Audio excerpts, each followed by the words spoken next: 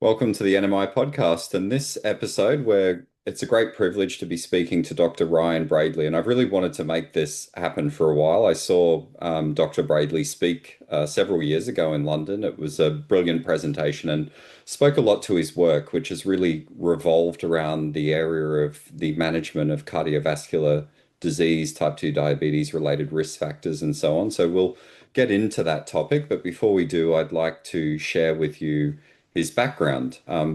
So Dr. Braidley is an associate professor at the University of California, San Diego Herbert Wertheim School of Public Health and Human Longevity Science at La Jolla, California. His commitment to research is really focused on improving the health of public health of the public through rigorous research on non-drug treatments. And further to his background, he received an ND in naturopathic medicine from Bastyr University in 2003, a master's in public health in epidemiology from the University of Washington in 2009, and completed NIH-funded T32 research training in complementary medicine at Bastyr University and KL2 training in clinical research at the University of Washington in the Division of Cardiology. His research interests include clinical trials of natural products and mind-body therapies in chronic inflammatory conditions, including heart disease, type 2 diabetes, pain, and inflammatory bowel disease, plus cardiovascular epidemiology related to natural products such as cannabis and heart disease risk, speaks to some of his recent work. Dr. Braidley has conducted a wide variety of clinical and observational research, including cardiovascular epidemiology and the multi-ethnic study of atherosclerosis cohort, the MESA cohort, observational research and clinical trials on practice outcomes from integrating naturopathic medicine and conventional medicine for type 2 diabetes and cardiovascular disease, and clinical trials of natural products, including vitamin D, marine oils, xanthohumol, mixed carotenoids, and quercetin, amongst others, as well as mind-body interventions, including Qigong for type 2 diabetes. And he's published a lot of this work. His publication history is incredibly impressive and includes very high-tiered journals like the Journal of Alzheimer's Disease, Aging, Atherosclerosis, and the Canadian Medical Association Journal, as well as the Journal of Clinical Endocrinology and Metabolism. So some introduction, and with that, I'd really just like to make you welcome. It's a great privilege to be able to speak to you. Yeah, thanks, Ben. I'm happy to be here. Thanks for tracking me down and good to reconnect with you. Yeah, thanks. So, no, really appreciate your time. I think this will be really valuable for listeners. And, what I'd like to do is get into this theme of cardiometabolic disease and explore and unpack some of the work that you've done in this area, as well as type 2 diabetes. And as you know better than any of us, these are some of the most burdensome diseases in society. They're leading causes of death, morbidity, and mortality. And it's a big area. And what led you to focus on this area in particular? Yeah, it's a great question, and I would say overall it was really an ethical cause in that when I was going through naturopathic medical school, I had the experience in my clinical training to treat and see several patients with type 2 diabetes. I became really interested in the disease and in the pathology of the disease and the evidence related to lifestyle and behavioral approaches to the disease. I was in school when the diabetes prevention program, was published in the New England Journal of Medicine in 2002. And so here we had definitive evidence of a lifestyle intervention capable of preventing the number one leading cause of morbidity and mortality, with the fact that people with type 2 diabetes have a 2 to 3-fold increase in risk from cardiovascular disease related death. And so here we have this very costly, upwards of $400 billion annually in the United States are dedicated to the treatment of diabetes and its complications. So we have this very expensive, very high morbidity, very high mortality condition costing people and taxpayers billions of dollars preventable through lifestyle. And my bias on that is that if more people were aware of and led to lifestyle interventions that were appropriate for their risk, they would be far more eager to engage in those choices and modify their behaviors than they would be to start what becomes just a pipeline of drug after drug after drug after drug. And we don't have a pharmaceutical cure for type 2 diabetes. Of course, we do have some promising evidence of some of the newer GLP-1s possibly being able to remit type 2 diabetes. But we don't know that for certain yet. And so, given the absence of a cure, but clear evidence of prevention, I felt somewhat ethically obligated, especially being a naturopathic doctor that really emphasizes lifestyle and behavioral approaches to care and is really trying to de-emphasize, pharmaceutical based interventions. And so it was just this sort of natural fit. And I had this aha moment because, let's face it, there's a lot of critique about natural medicine and naturopathic medicine not being evidence-based and not having adequate scientific rigor behind some things that are done and some things that are recommended. And so here we have this perfect marriage of a huge public health need, clear evidence of efficacy of lifestyle interventions, and a provider training model specifically with the expertise to engage in this chronic disease disaster that we have really globally now. And it was just a calling. Sometimes I tell student trainees and colleagues that if every naturopathic doctor in the world dedicated their life to type 2 diabetes, it still wouldn't be enough, and all of us would be very busy. But at least, those patients that were able to see us might be guided towards a different outcome. Yeah, it's a really amicable, guiding force for what you've been doing. It does feel like a perfect marriage of a discipline that's, really built to engage people with dietary change and lifestyle changes, in terms of mobilizing that to manage a diet and lifestyle, created disorder. It just makes perfect sense. And we'll get into some of your specific publications, but I don't normally commend people, but I just want to take a moment to commend you for really, going on that trajectory and building the evidence and really creating a strong narrative in the scientific literature that I think is really, will, have a long impact for a long time, across different areas. So, one of the things I've noticed about your research actually is rather necessarily than articulating this kind of approach as naturopathic medicine, it's often termed whole person health. Um, and this theme, comes up in your research and others as well. Can you articulate what is meant by whole person health and what is behind that concept? Yeah, absolutely. And let me just say I can articulate, my definition or my perception of whole person health. I think it's kind of an active discussion currently in multiple scientific areas of how do we define whole person health? Who gets to define whole person health? What are the appropriate metrics for determining whether whole person health has been met or whether we're making, strides towards this holy grail of whole person health. So again, there's sort of active scientific dialogue on this. For me, my thinking on whole person health is really bringing in this constellation of biopsychosocial, spiritual components of health. And it's been a while for society to kind of accept the spiritual orientation. And I have to say, I don't do research in the spiritual domains, but I do think that if you look at the literature about the importance of spirituality and the importance of physicians engaging with patients about their spiritual beliefs and orientation and whatnot, you can find pretty strong evidence about its importance to people. So it's really, I use kind of the Humpty Dumpty analogy of the attempt to kind of put the pieces back together again into the whole person, because I think that our medical infrastructure and conventional sort of medical paradigms have had a tendency to pull all the pieces apart.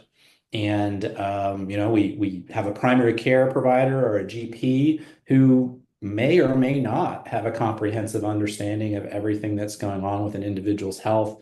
If someone has a mental health complaint, they get referred on to, if they're lucky, a psychologist. If they're less lucky, maybe a psychiatrist, depending upon their degree of mental illness and their need for intensified care. If they have a complaint, continue with type 2 diabetes. If they have concerns about their glucose management that can't be handled by a GP, they get sent on to a endocrinologist. Their cardiovascular care handled by a cardiologist, their renal care handled by a nephrologist, their liver care handled by a hepatologist. If they start experiencing cognitive decline or neuropathy, then they go into a neurologist.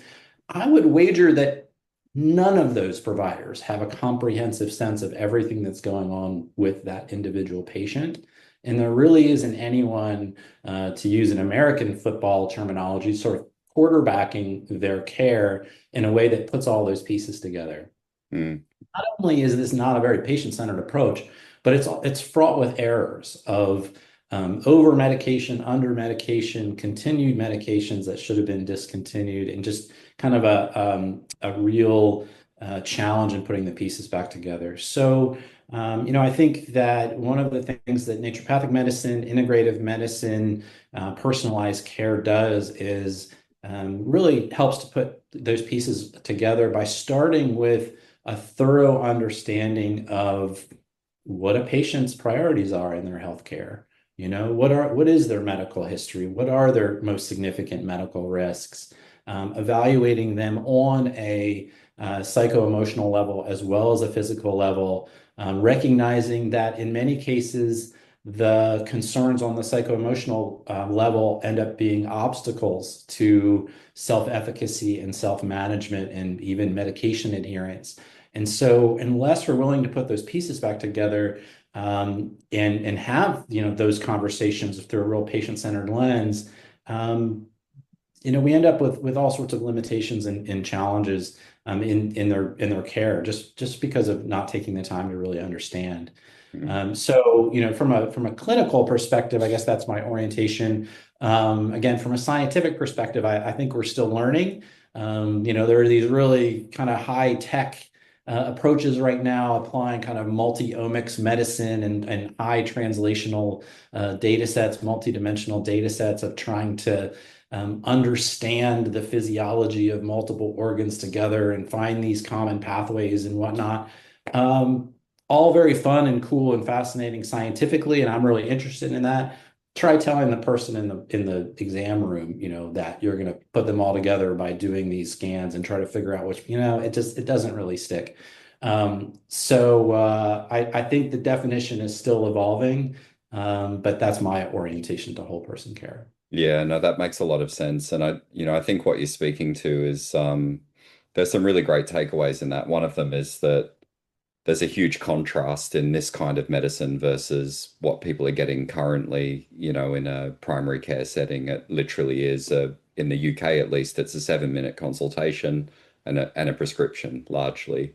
Yeah. There's very little, if any, lifestyle medicine, dietary counseling, certainly nothing, diving into, the spiritual component or psycho-emotional component or whatever. And the other thing that I think was really interesting in this too is your clinical lens, like, tempering the advancement that's happening currently in the science with, what, where does the rubber meet the road in clinical practice when you're sitting there with a patient, what's actually relevant and applicable and, in that sort of setting, which I think is a unique way to ground, this kind of work. And I think it speaks through your publications as well. They're very sort of clinically orientated and I think useful for clinicians to be reviewing.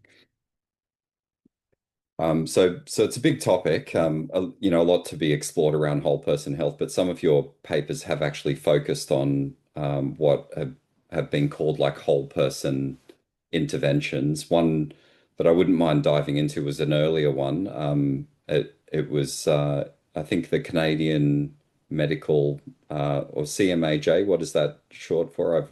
I've missed. Canadian Medical Association Journal. Thanks. Yeah, yeah. So this is the journal. I'll link listeners to the reference in the notes after this, but that was back in 2013, and this is a really interesting study in that it was a whole person health study, and that naturopathic medicine was used alongside standard care for cardiovascular risk reduction. And I'm just wondering if you can talk us through that paper as a archetype of whole person health, how it worked, what you guys found.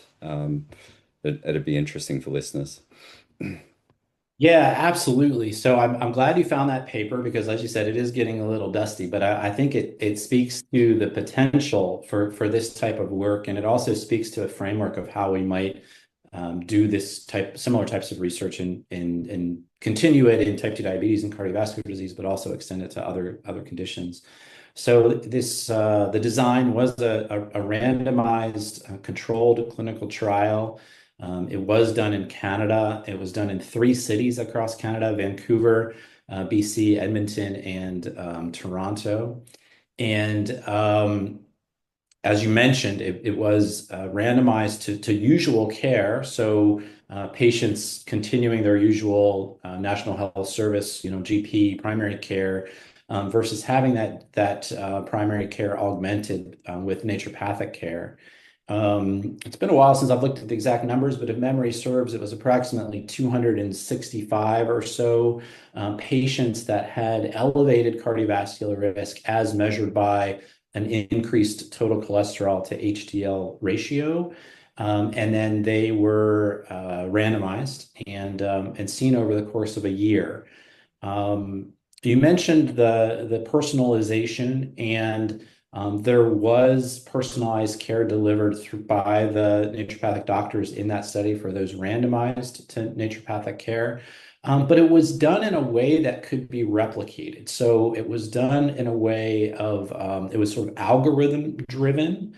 And so it was, if, let's just use an example, if low density lipoproteins or LDL were elevated, then there would be a series of treatment options that the clinicians could choose from.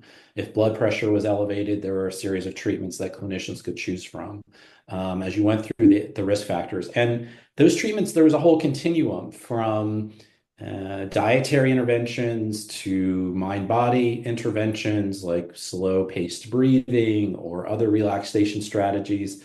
And then also products, also clinical nutrition, kind of natural products or nutraceuticals were recommended as at higher levels of risk for many of these indications. So the care that was delivered was recorded. It was well characterized in terms of how many individual participant patients received what types of care. And as I mentioned, because it was algorithm based, theoretically, that algorithm could be scaled into other settings, into other systems, into other countries. And I think that that's a unique quality of the research that was done, because sometimes when you hear about kind of whole practice oriented or whole person oriented research, the initial critique is, oh, well, it's just a black box, and you can't attribute any of the benefits to any one element of the treatment or another.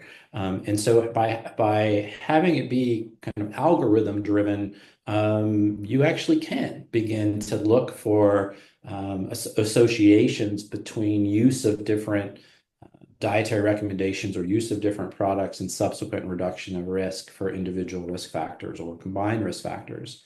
So what that trial ended up demonstrating was, after a year of care, those that were randomized to the augmented, naturopathically augmented primary care practice had a statistically significant reduction in their 10-year projected Framingham risk score for cardiovascular disease, and it was reduced between 3 to 4%.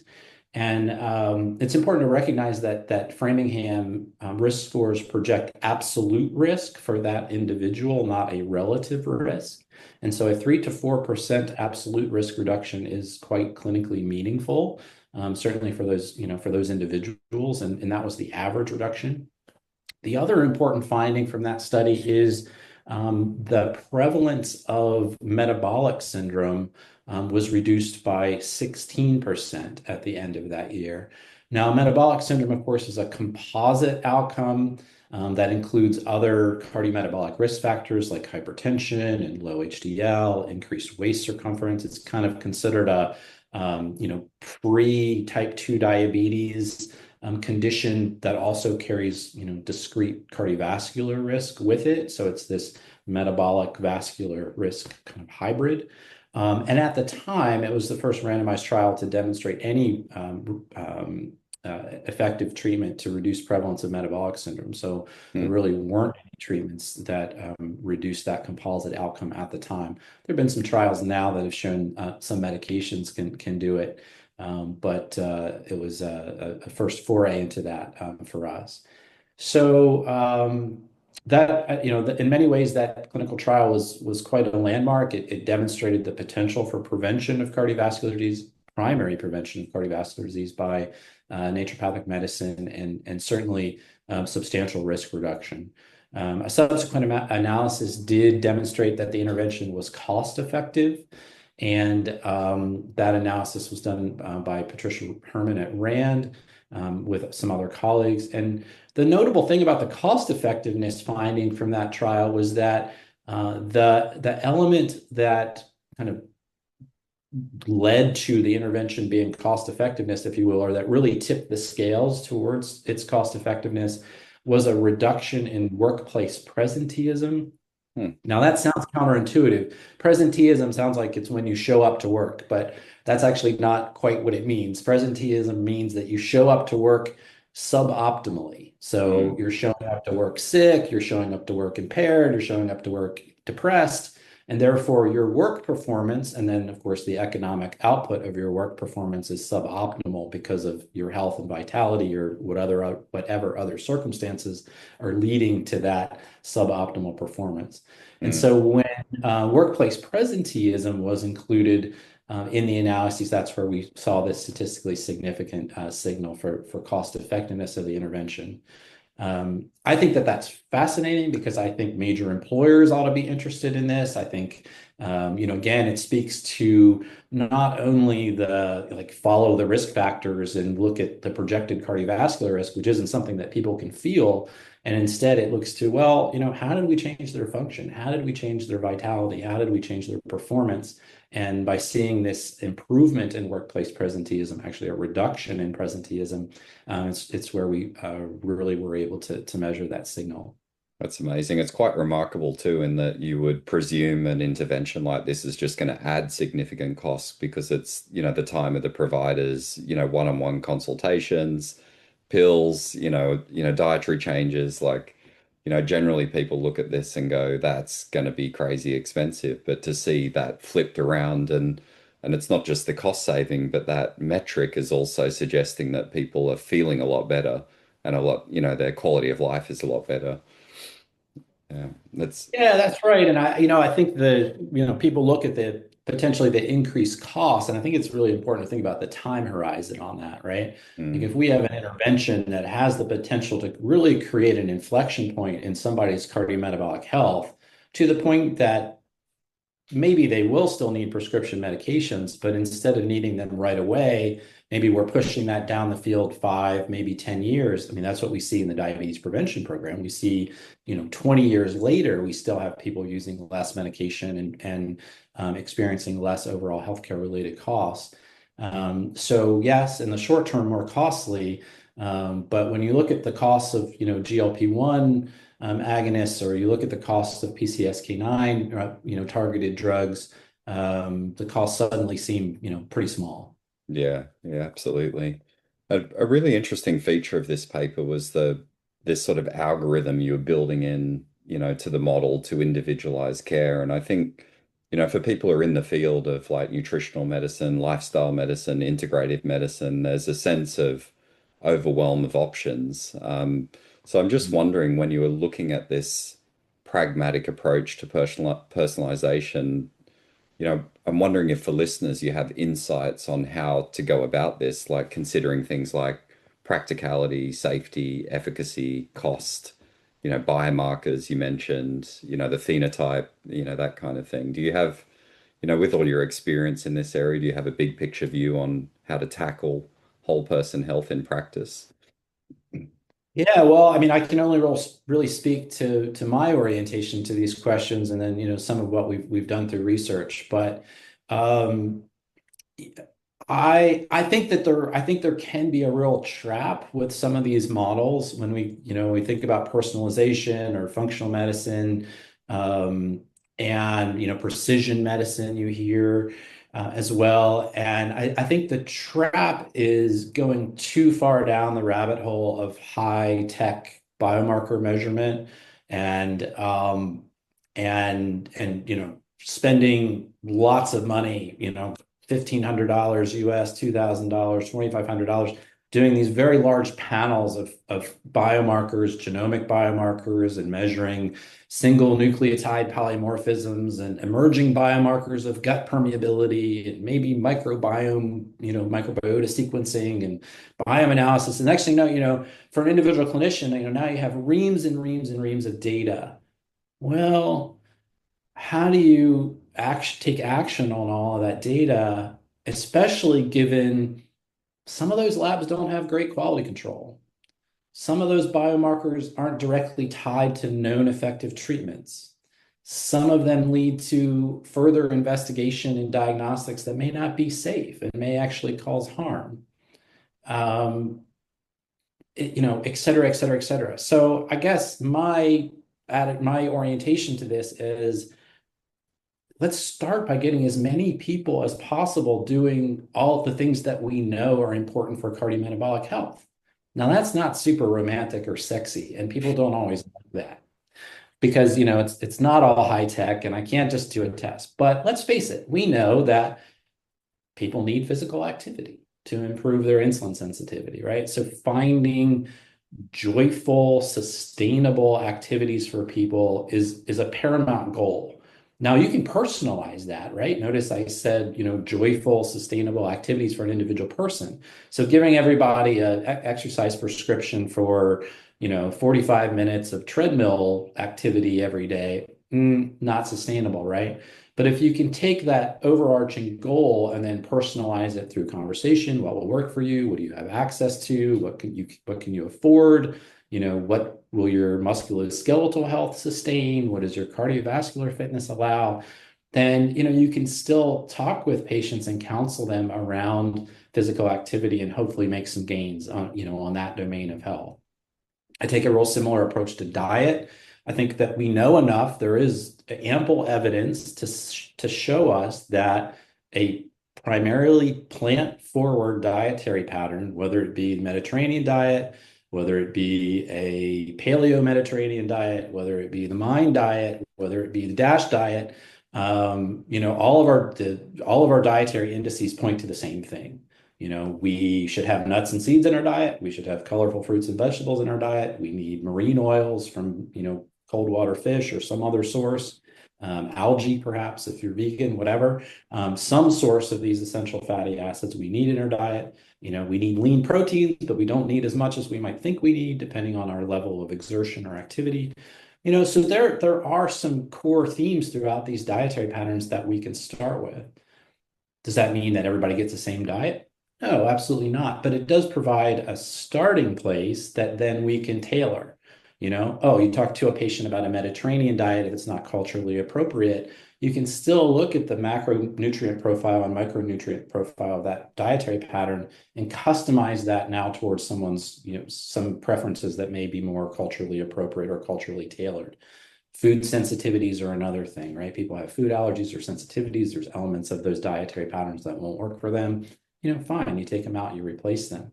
All right, so we get the physical activity in place, we get the cornerstones of dietary quality and health in place. And then we think about, okay, well, what's that individual's unique circumstances? What are their environmental exposures, or what is their degree of stress that might tax their system in some ways? In some cases, we can do testing for nutrient status, but once again, that's a whole rabbit hole itself because we don't have excellent nutrient biomarkers for every vitamin and mineral. They just don't exist. And it's really funny. I wish they did, because patients inevitably ask, they come in and they say, "Hey, I want to do a test that tells me my nutrient status on every vitamin and every mineral so that I know what I need to take." Well, when you start, actually lining all that up, some of these tests are things like timed urine collections. Some of them, like many minerals, require hair tests. Many of these minerals disappear from the blood. So if we measure the status in the blood, we don't find the things that we think we'll need. A lot of water soluble vitamins, of course, we lose in the urine as well. Some end up in tissues, and so there aren't great nutrient biomarkers to be able to do this testing. That said, I think if someone has nutrition training, or if they're trained as a naturopath, we get an orientation around the nutritional biochemistry that drives basic metabolism, that drives detoxification, overall organ function. And you can glean maybe some extra needs for some of these nutrients that then might support using clinical nutrition or nutraceuticals to help. Um, so I think, evidence-informed personalization, right? You sort of start where the evidence base is the strongest, and then you get maybe progressively experimental as the need calls for that. I do think that there's one area that I think is worth some special commentary, and that is glucose response to specific foods, because we do see this phenomenon of you hear about glycemic index, which is basically the kind of glycemic glucose spike that results from particular foods. And we hear that we want a low glycemic index diet and not a high glycemic index diet. But yet there's some really elegant translational science that has come out of Israel and other countries that do see a lot of variability in the individual response to specific foods. And we think that the particular paper that I mentioned was published in Cell, and I don't remember the exact year. I want to say right around 2013. But it described some microbiota influences. So the gut in the bacteria in our gut influence our glycemic response. Our sleep quality impacts our glycemic response. The physical activity that we've had, or how proximal physical activity has been to consumption of a particular food, impacts glycemic response, and the physical activity the day before also impacts our glycemic response. So there's more variables than just what food you eat, and how much you eat. There's these other factors. So I do think that that's an area that you once again, you start with a reliable evidence-based dietary pattern, and then if somebody has glucose spikes every time they eat quinoa, well, you can learn about that, right? You can learn about that through self-monitoring of glucose. You can do a temporary continuous glucose monitor. I'm not really an advocate of people in normal metabolic health using continuous glucose monitors. I think it's interesting. I'm fully supportive if somebody wants to do a personal experiment, but I don't think it's necessary for most people. But I think for people that are really committed to trying to dial in their diet because of their glucose response, especially if they're in this really vulnerable transition from kind of pre-diabetes to type 2 diabetes, then for those individual patients, I do think this deeper dive into personalizing their diet can be valuable. But I don't start it with everyone, because it's very time consuming and it's very expensive. And there's a lot of things that we know work really well, that we might be delaying by kind of taking this super high tech approach sometimes. Yeah, I mean, that's such an eloquent overview of some big concepts around personalization. And I think I have to say it's a bit of a breath of fresh air as well to hear, someone with your experience in the field, articulated as being like a hierarchy of, the low-hanging fruit, basically, where the evidence is that we can affect change, and then, tearing that down into more detail, including testing, but also making informed, pragmatic decisions around, what we understand about biochemistry and, health and nutrition and so forth. So, really, thank you. Absolutely fantastic overview, and I think we could pick apart like quite a lot of Yeah. pieces of that. I was hoping you'd touch on blood glucose, continuous blood glucose monitoring, for example. That's really topical at the moment. But you did that, well organically. So, it's fantastic. And I think with that as a background, then, can you speak just broadly to the impact of this kind of approach on cardiovascular disease and type 2 diabetes? Like, where are we at the moment with the understanding of how diet and lifestyle interventions can, manage, treat, prevent, or even reverse these illnesses? So are we at a sort of tipping point where we've got enough evidence to say anything concrete about reducing risk and managing these problems? Well, let me back that up just a little bit and say, well, where are we with the evidence base for diet, physical activity, kind of personalized counseling for diabetes and cardiovascular disease generally? And then where are we with these more personalized approaches? And the answer, of course, is that we have very high grade evidence for supporting a specially trained nutritionist or primary care provider, naturopathic doctor for delivering health promotion counseling for individuals at risk for and who have cardiometabolic risk factors. And that evidence grade is upheld by the World Health Organization. It's upheld by the U.S. Preventative Services Task Force in the United States. It's upheld by NICE guidelines in the UK, and it's upheld by guidelines in many other countries. So we know that there is strong evidence that this, I'll say semi-tailored counseling intervention is effective at reducing risk factors. And that's at the primordial prevention level and at the primary prevention level for individuals either at risk for or who already have risk factors. So, so that's the context. I think we need to level set there first and then say, okay, well, now how about more of these customized approaches or these more personalized approaches? And I'd say we're getting there. There seems to be a lot of promise for and meta-analysis support for improving hemoglobin A1C for people with diabetes and prediabetes. Hemoglobin A1C is a measure of average glucose over about a 3-month period of time. So systematic reviews support and meta-analyses support about a 0.9, about a 1% reduction in hemoglobin A1C from these personalized nutrition interventions. Just as a note, that is equivalent to the hemoglobin A1C reductions that are accomplished by many glucose-lowering drugs.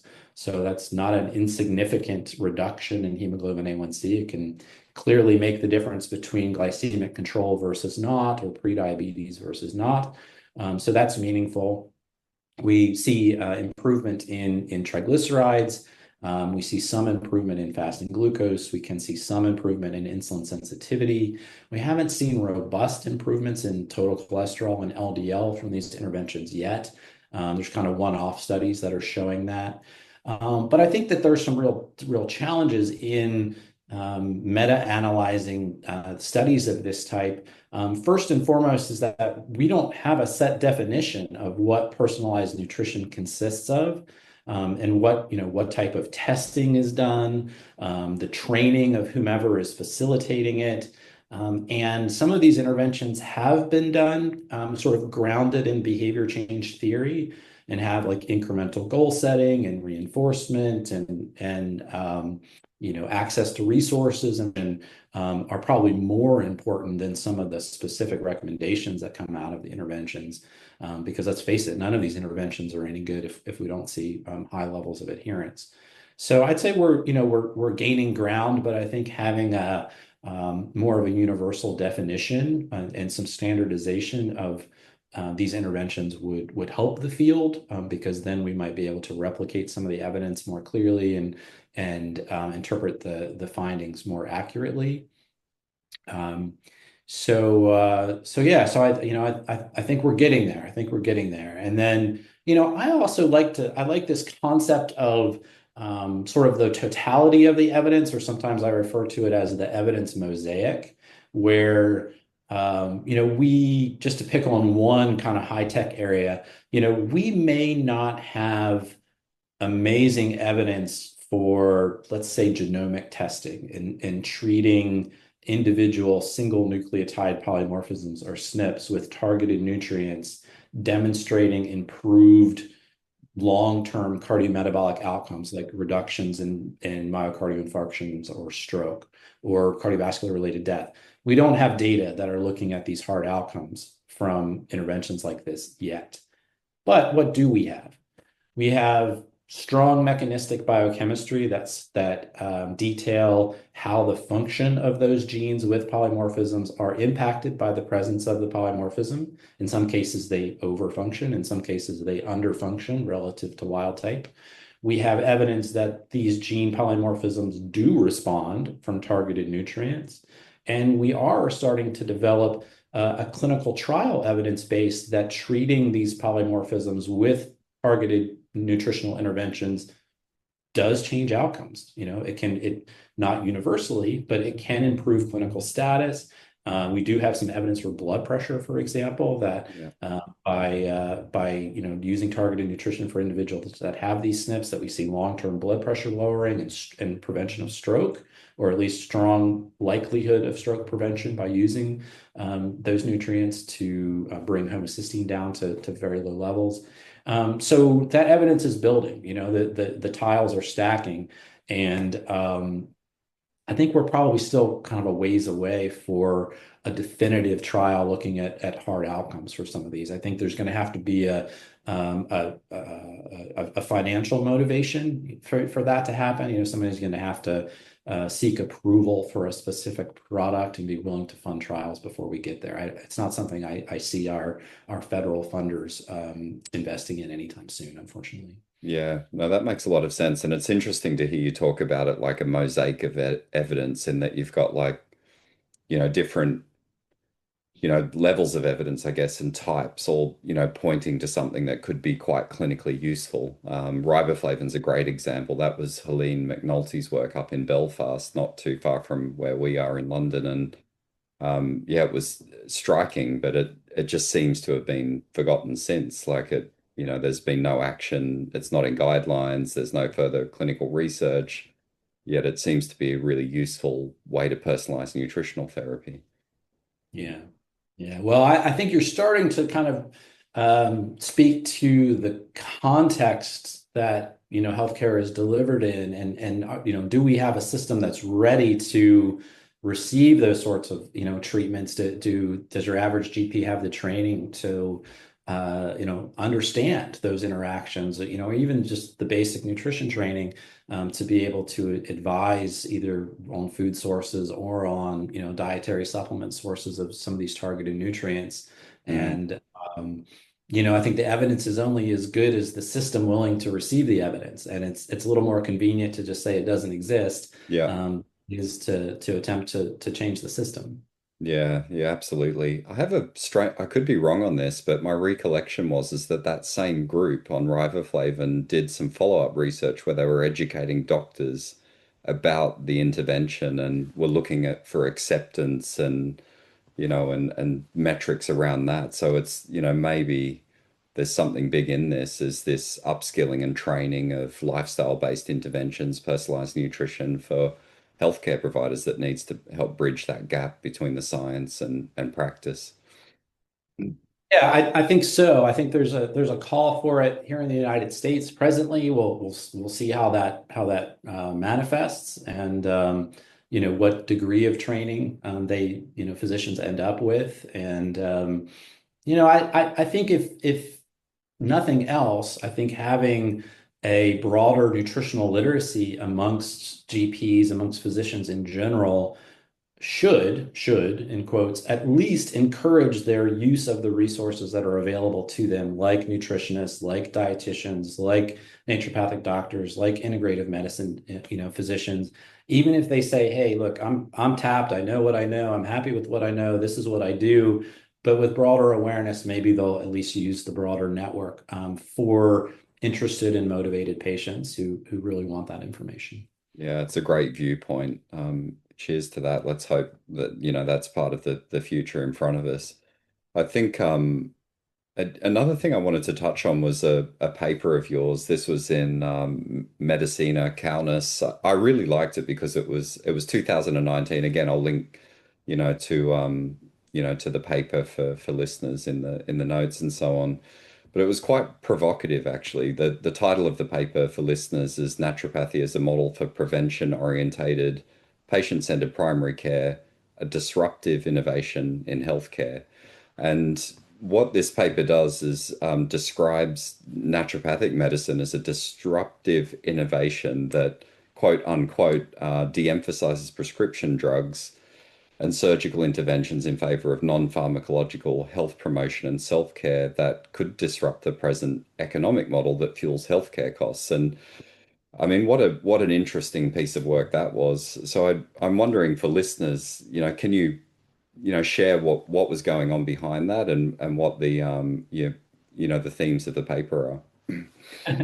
I'm glad you found that paper. That was a fun paper to write, and I actually wrote a good bit of that paper in London, believe it or not. I think when Hmm, we met previously, it was shortly after that conference. I had a couple extra days, and I remember sitting in a garden, kind of typing away on that paper. hmm, So that's curious, but yeah, I'm glad you found it. That paper stirred up a little bit of controversy within naturopathy, and I'm glad because I think it's an important conversation to have.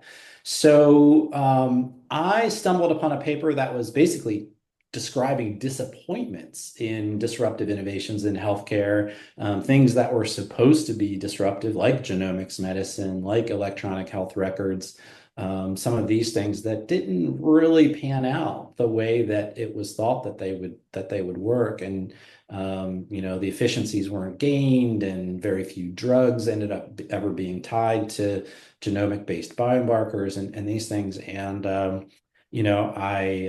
ran across the work of Christensen from the Harvard School of Business that described some key features of disruptive innovations in healthcare. And one of those was that a disruption should transform the way that medicine is practiced. Another one is that the innovation should cure. Christensen's language was cure disease, and then the third was whether or not a technology, we'll just use that broadly, whether or not a technology is sustained in healthcare or whether it's disruptive depends on whether or not it's incorporated and how it's incorporated into the status quo.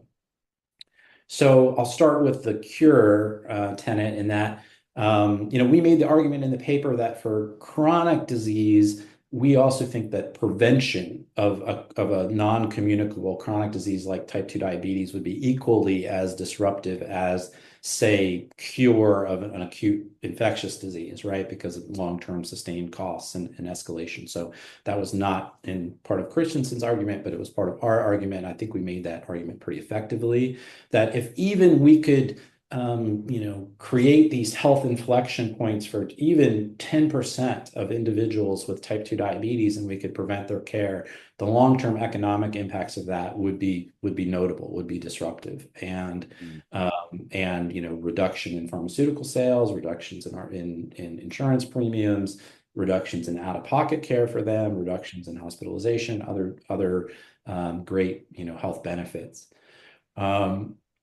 And also, just for the record, the Christensen's argument said that a technology only needs to meet one of those criteria to be potentially disruptive. So in the paper, we described how naturopathy might meet all three. And so preventing chronic disease, transforming the practice of medicine. And I think we've touched on this, right? Like, what if every patient with emerging risk factors had a provider who started with this personalized algorithm of, let's make sure that we get the foundation of health in place: physical activity, plant forward diet, stress management, environmental mitigation as needed. And we had that foundation, and instead of leaning on potentially high cost medications and surgeries and specialty referrals, instead we were using non-prescription natural products, or even better, food. Then of course that's one way to disrupt the practice of medicine as we know it. The other way has to do with the model of care delivery, in that, of course, many integrative providers and naturopaths are community-based. They have not been largely incorporated into large health centers. And so we really have the potential for more of a community-based health promotion orientation. That is, people in the community going to these decentralized places to receive care, having it be, patient-centered or patient-oriented care. And that's very public health oriented, right? Mm, That puts the onus and responsibility back into the community and resources back into the community, rather into these very costly systems. And mm, then I think, there's potential other elements of the model, like direct primary care, where a patient may choose, sometimes you hear about it as concierge or membership-based care. Those models tend to be very expensive and not necessarily accessible by many people. But there are other models of direct primary care where individual patients may pay $150 a month to have access to someone serving as their primary care provider to help them sort of quarterback their care. And with that fee, they're kind of guaranteed access, so they don't have these real long waits. And that model is gaining a lot of traction in the United States, especially among naturopathic doctors and integrative medicine doctors, because it allows them to practice in ways that they think, that they want to practice by, being available, putting all the pieces together, practicing very patient-centered care. And so I think there's a couple elements of potential sort of transformation of how medicine is practiced there. mm. And then the third tenet is whether a technology is disruptive or sustained depends on whether or not it's incorporated into the broader healthcare system. And I actually think this is a bit of a warning sign for many providers, because inevitably, when we see these complementary integrative health disciplines get absorbed by large health systems, I think we need to be cautious there, because I think our true potential to meet the public need and to meet people's need actually is dependent on us not doing those things. Because then we just become another cog in a broken system and a broken model, rather than really being able to truly innovate. So there's some background on the paper. It was fun to write, and I still think there's a lot of potential for disruption, and I'm an advocate for disruption. I think the current system's very broken, and we need to find a way to change it.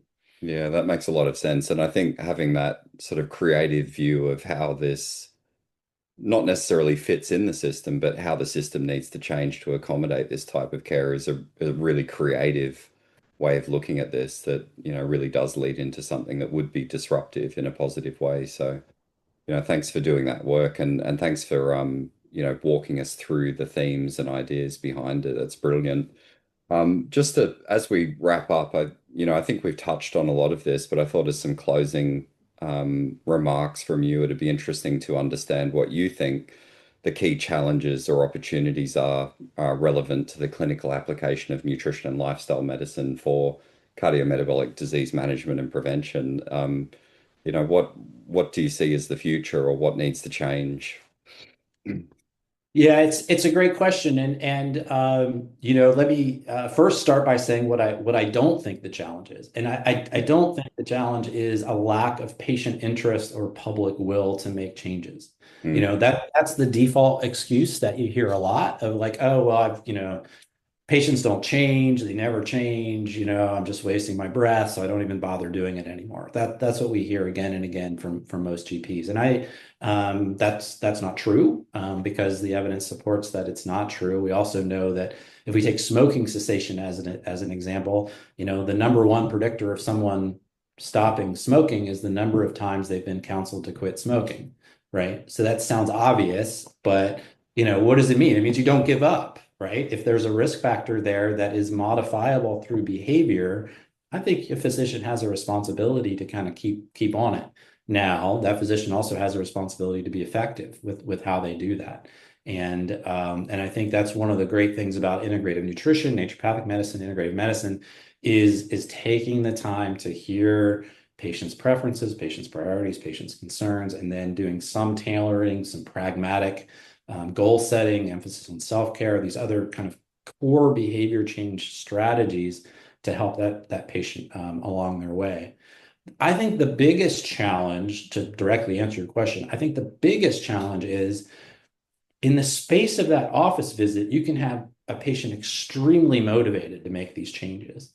And then they leave the office and they go back into our culture where they're surrounded by ultra processed foods. Healthy foods are very expensive. They're not always accessible. Um, Opportunities for physical activity are limited, either due to limited green space or the financial costs of joining athletic clubs or other fitness facilities to have outlets for activity. And so we can get them primed and ready to go, but then, they enter an environment that isn't necessarily conducive to health and well-being. And then that's discouraging, right? They come back and they people in general don't like returning to a provider to tell them that they haven't done what they were recommended to do. And so I think, part of that is appropriate goal setting so that people have successes and they feel encouraged. But really, I think a big part of the challenge is teaching people how to navigate an environment that isn't really set up that well for their success.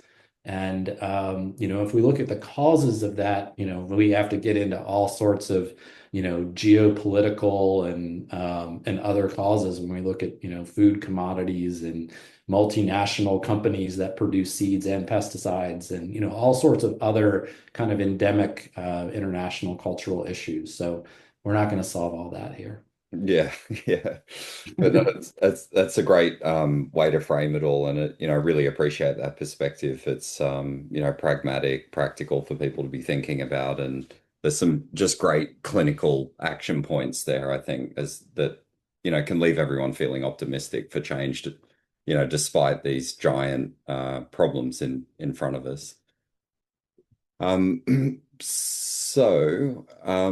think what we're going to do then is draw to a close. And as just from me, I want to thank you on behalf of the listeners for taking time, with us to explore these topics, explore your research work and perspectives. It's been tremendously valuable. And also want to, thank you on behalf of listeners for the work that you're putting in this area. It really is you know, hugely important. And that, the research itself is a disruptive type of research. It's really focused on changing the healthcare system for the better of patients to reduce suffering and improve people's health. So, thank you for doing the good work and thank you again for your time. Yeah, thank you for the invitation. It's been a real pleasure chatting, and I really appreciate your interest. So thanks to you, thanks to your listeners. Cool. Thanks.